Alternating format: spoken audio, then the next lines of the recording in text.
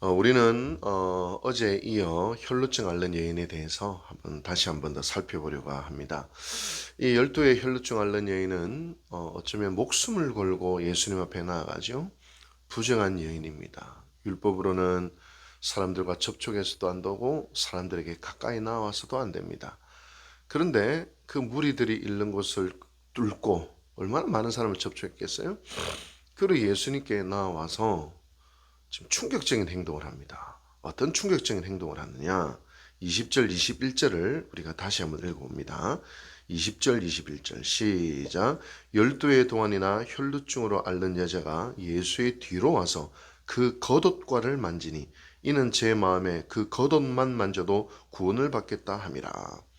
겉옷을 만집니다. 아니 이게 뭐 어때서 그럴 수 있지만 사실 유대인들의 종교적 전통을 보면 이거는 용납할 수 없는 행동입니다. 유대인들은 이 겉옷을 입고 다니잖아요. 그거를 탈릿이라고 하는데 이 겉옷은 잠잘 때는 이불이 되고 또 기도할 때는 기도에 집중할 수 있도록 덮어서 쓰는 그런 용도로 사용을 했습니다. 근데 이 탈릿이라는 겉옷에 이 네 모퉁이가 있는데 그 네 모퉁이는 치치트라고 하는 옷술 있잖아요. 저 치렁치렁하는 그 옷술을 이 네 모퉁이에 달아야만 했습니다. 이 그냥 폼으로 다는 게 아니라 민수기 15장에 명령을 했어요. 이 옷술의 의미는 어떤 의미를 민수기 15장에서는 가지고 있냐면 제가 하나님을 신실하게 기억하고 있습니다. 제가 하나님의 말씀을 기억합니다. 옷술을 만지면서 그렇게 하는 거예요. 요한복음 4장에 사마리아 여인이 예수님이 유대인이신 줄 어떻게 바로 알았냐. 그는 예수님의 겉옷과 그 겉옷에 있는 치치트, 옷술을 보고 저분은 유대인이구나 라는 것을 사마리아 여인이 대번에 알아봤던 것이죠. 근데 오늘 본문에 혈루증 앓는 여인이 예수님의 겉옷을 만졌다는 것은 정확하게 말하면 예수님의 그 옷술을 만졌다는 것입니다. 왜 옷술을 만졌을까? 여기에는 나름대로의 성경적인 그리고 종교적인 의미가 있습니다. 예수님 당시 랍비 문헌에 이런 글이 있었어요. 온전하지 않는 자가 온전한 자의 옷술에 손을 대면 온전해진다. 이런 랍비의 문헌이 있습니다.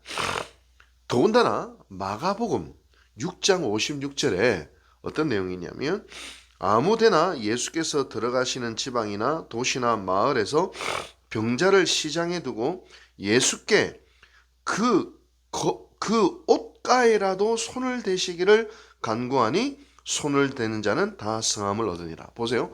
병자들이 마가복음 6장에 보면 예수님의 옷술에 손을 대게 해달라. 그렇게 간증을 했다는 거예요. 그 예수님께서 허락하셨어요. 그러자 옷술에 손을 대는 자마다 어떻게 됐다고요? 다 성함을 얻으니라. 이게 마가복음 6장 56절에 나와요. 따라서 이 옷술에서 능력이 나온다는 것은 유대교인들이 가지고 있는 독특한 전통이에요.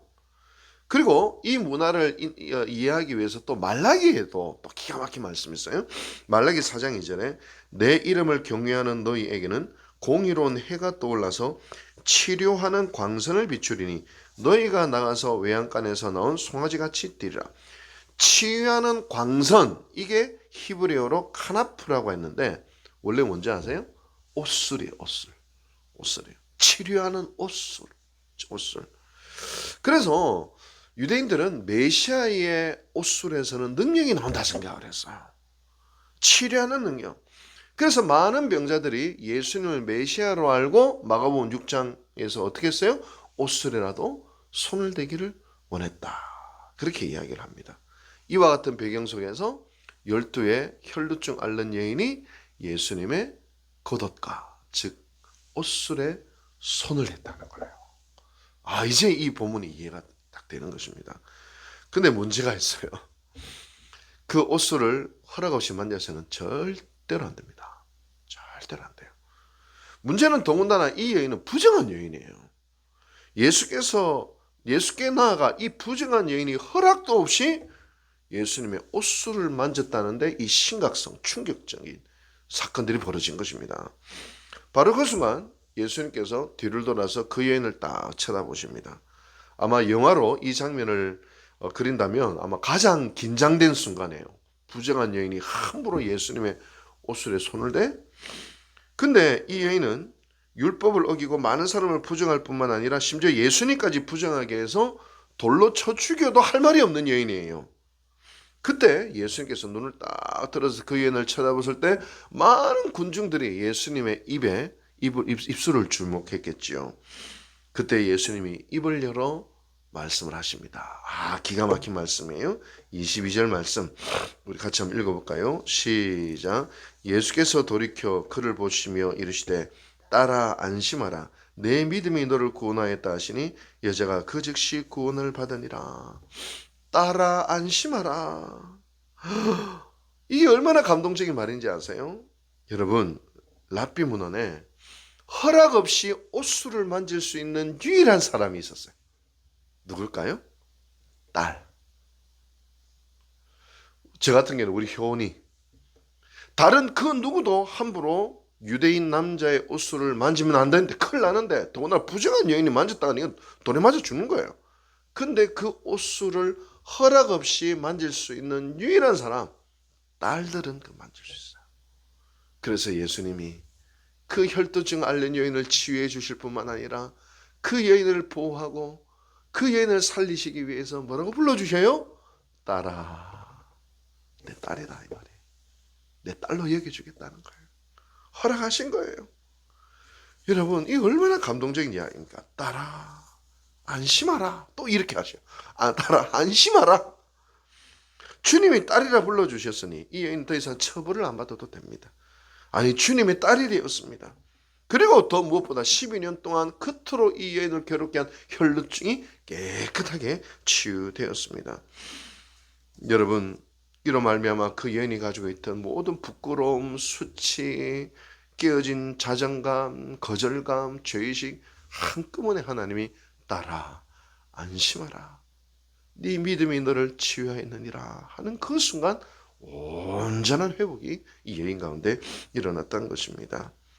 여러분 중요한 것은 이 모든 역사의 출발은 혈루증 앓는 여인의 믿음입니다. 네 믿음이 치유하였다.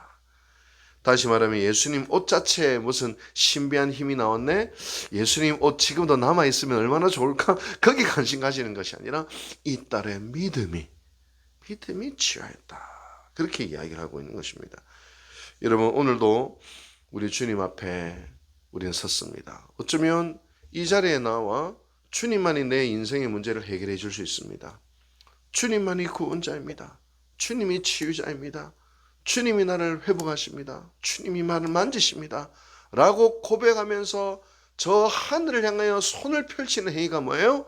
이 혈루증 앓는 여인이 옷술을 만지는 행위라고 저는 믿습니다. 그 믿음의 행위입니다. 여러분 이 믿음이 사실 저에게도 올해 강력하게 일어났어요. 진짜 강력하게. 참 올해 저도 나름대로 좀 어려운 시간을 보냈거든요. 근데 계속 하나님 말씀을 주시는 거예요. 말씀을. 근데 그 말씀을 붙들고 마치 그 옷술을 붙들었던 것 같아요. 그 말씀을 붙들었는데 그 말씀대로 하나씩 되어지는 거예요. 너무 놀랍게 되어지는 거예요. 하나님은 살아계십니다.